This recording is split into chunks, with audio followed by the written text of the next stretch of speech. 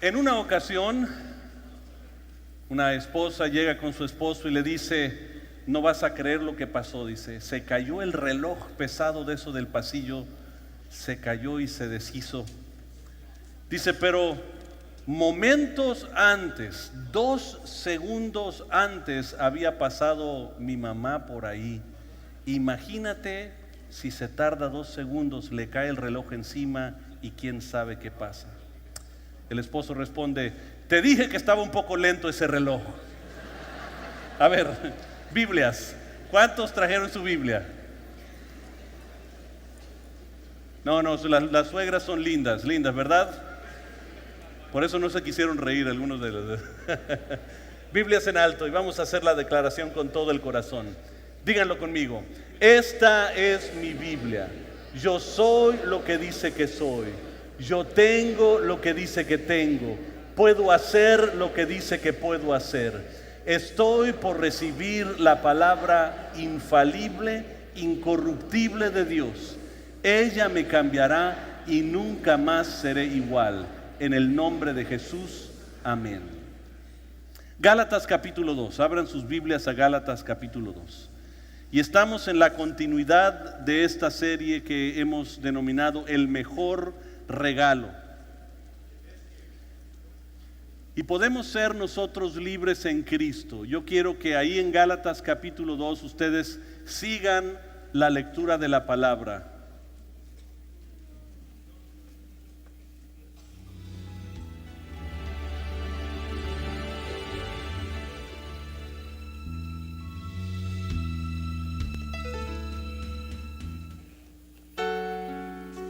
Años después subí de nuevo a Jerusalén, esta vez con Bernabé, llevando también a Tito. Fui en obediencia a una revelación y me reuní en privado con los que eran reconocidos como dirigentes, y les expliqué que el evangelio que predico entre los gentiles, para que todo mi esfuerzo no fuera en vano.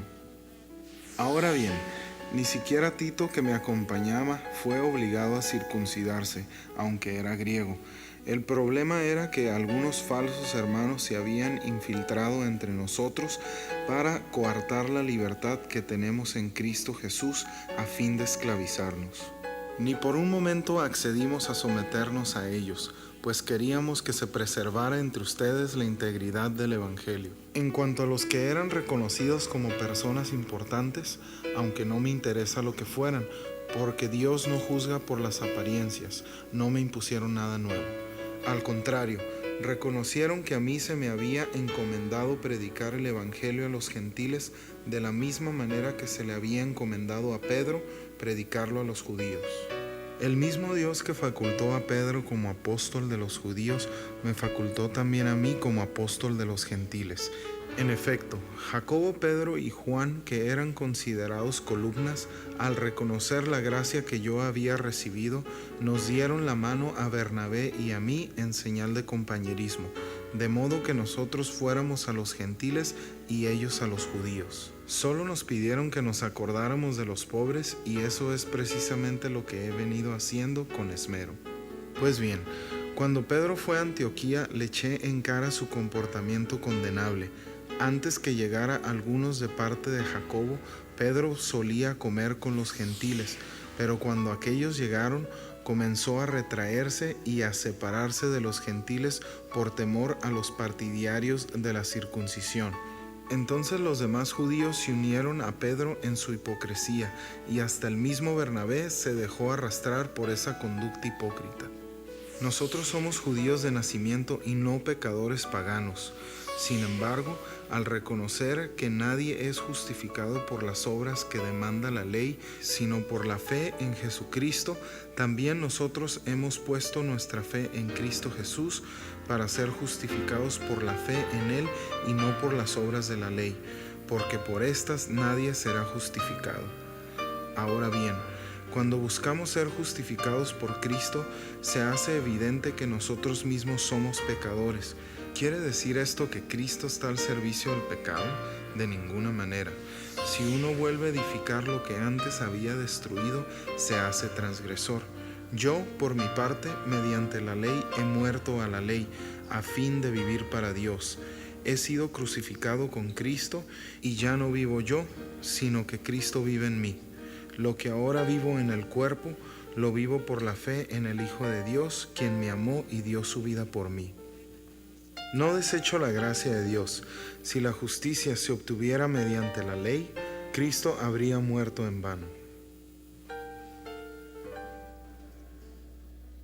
En este pasaje de capítulo 2 de Gálatas empieza a defender con más fuerza la gracia, el evangelio.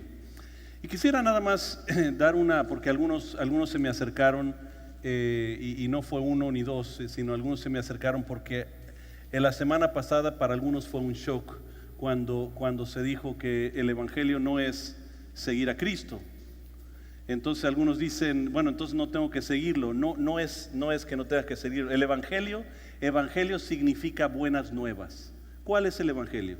El evangelio es Cristo da su vida en la cruz del Calvario por mí para redimirme por gracia. Eso es el evangelio. No tiene que ver con mi acción, tiene que ver con su acción. Ese es evangelio. Lo que pasa es que con los años nos hemos acostumbrado a algunas cosas y sí debemos de seguir a Cristo, debemos de seguir sus pasos, debemos de seguir su ejemplo.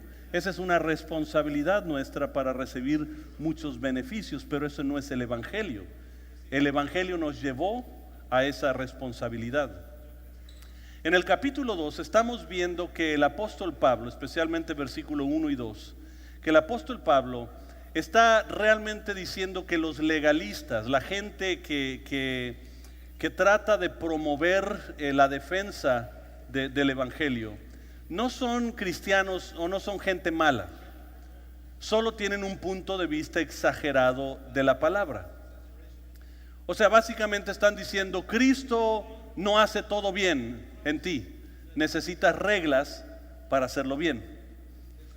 Y la realidad es que de modo que si alguno está en Cristo, nueva criatura es.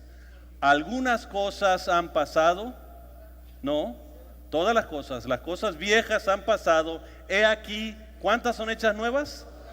Todas, digan esa palabra, todo. Voltéate con alguien y dile, todo es nuevo en mí, aunque no parezca.